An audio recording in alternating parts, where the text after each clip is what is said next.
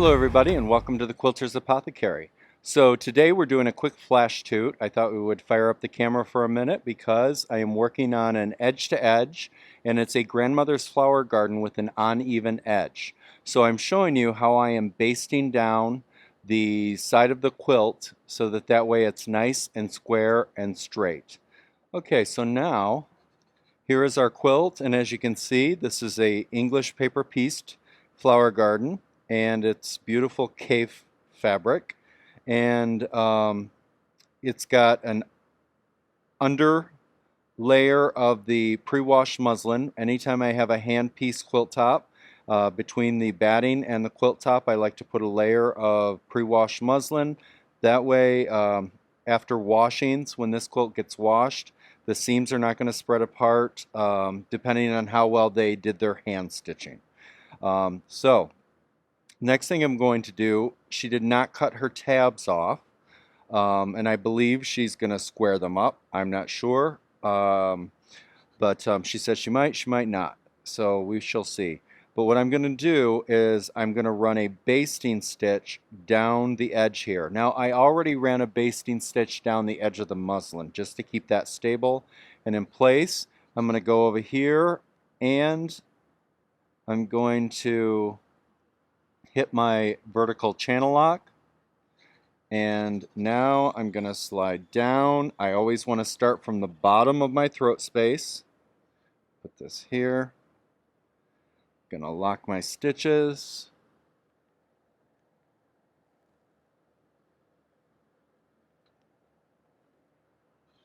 Move away. And I am on 5 stitches per inch. And now I'm going to head up and I'm just going to maneuver the fabric to get in about 1/8 of an inch of the fabric itself so that way it stays nice and square. I've done that on all of the edges all the way up.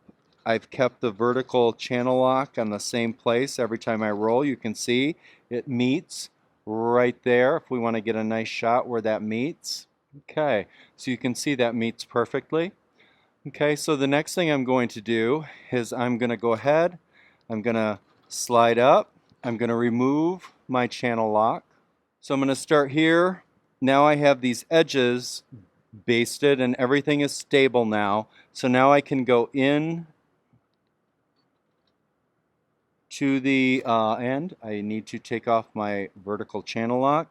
I need to go in, down, and I'm staying within 1/8 of an inch.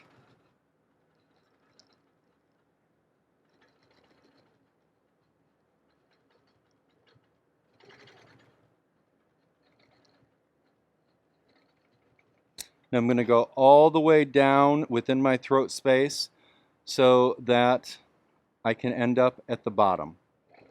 And there's the bottom of my throat space. I'm going to repeat this on the other side, and that is how I baste an uneven edge. I catch a little bit of it here, and then I go ahead and I do the other portion.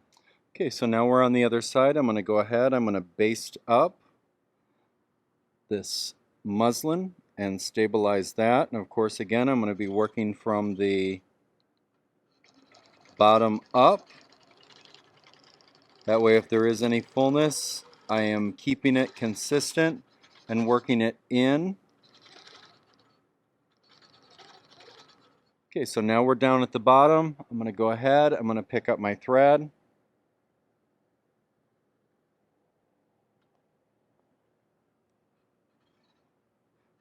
Got our channel lock on. I've got it on 5 stitches per inch. Again, I'm going to stay within that 1/8 inch as I go up. And baste the edge of those grandmother's flower garden hexagons. I meet up at the top, lock my stitches, remove my channel lock, come up, and now I can go ahead and work my way down.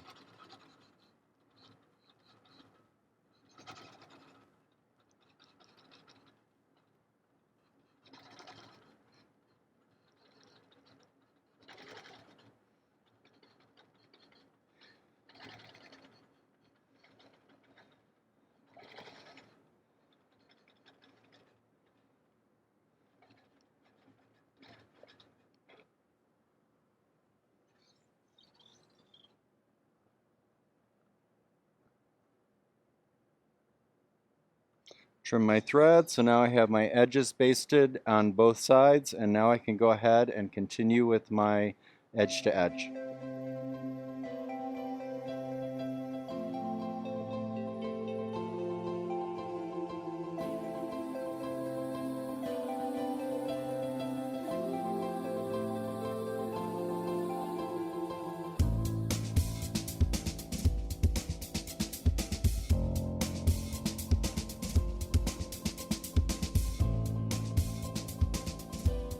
Okay, so now we are down at the bottom of the quilt. I basted down this edge, and now what I'm going to do is we're going to go across the bottom. I've already unpinned down to here, and what I'm going to do is just pull my leader back, just like that, and of course I'm simply going to do the tips. I'm not going to go up, down, because I know that that's going to cause distortion. I'm going to put my machine on 5 stitches per inch. There we go. And I've got I'm going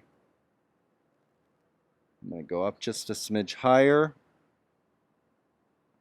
Got my channel lock on horizontal. There we go. I'm going to come along. I'm just going to get those tips. Pull those tips down. And I'm going to do this all the way across. If I miss getting the tip down, I back up. Go in there. It's just going to take a little bit of time, but what that's going to do is it's going to bring it all down to exactly the same level. And these grandmother's flower gardens are getting pretty popular, and we get a lot of them as quilters that are not trimmed and squared. And so what they'll do is they'll bring them to us like this, and this is the way that works best, at least for me, to base them so that they hang and lay straight and flat. Hold that down.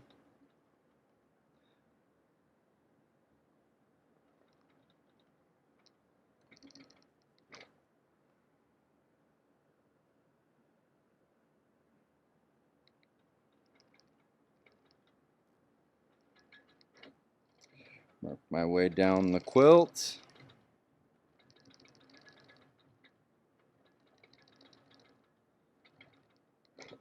Remove some pins.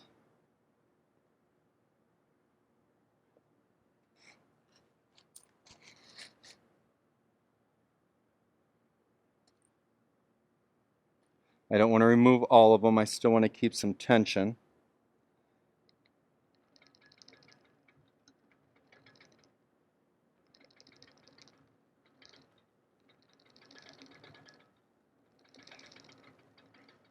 And this is how I'm going to work my way across. And then what I'm going to do is, then I will do exactly what we did on the sides. I'll follow this up and down.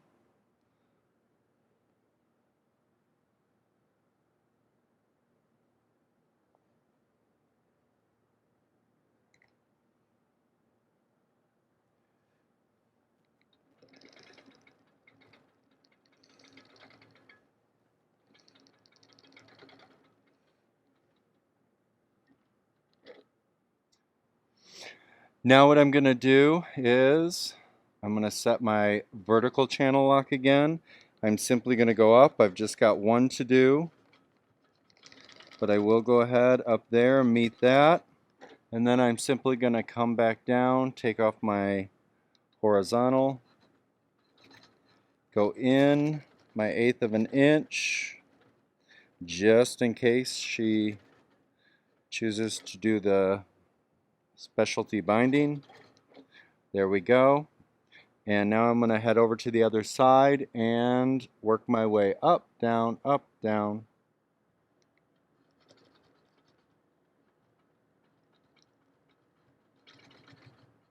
And I'm just gently going to come down to the tip, come up into the crotch, down, up, down, up, down. And again, one of the important things as a reminder is when I'm basting an edge like this, I'm definitely going to keep it at 5 or 6 stitches per inch. If I had this at your regular 12 stitches per inch, then what's going to happen, and also notice I am zigzagging a little bit just because I have my computer on and my gears are engaged because I'm trying not to lose my spot for my edge to edge here at the bottom.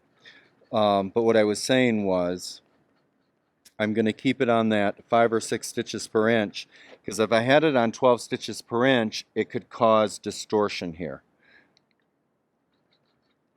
And so that's just going to let it lay proper as I work my way across.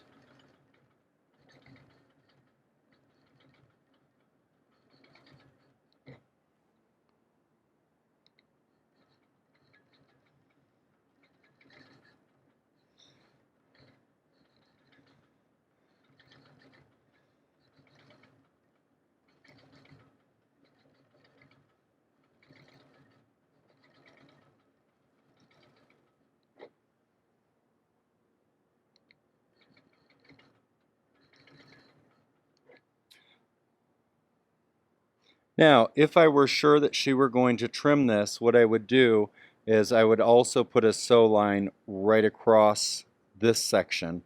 But again, she's not sure what she's doing with the edge, so I'm just going to baste in the area that binding will cover and thank my lucky stars that I would not be binding this.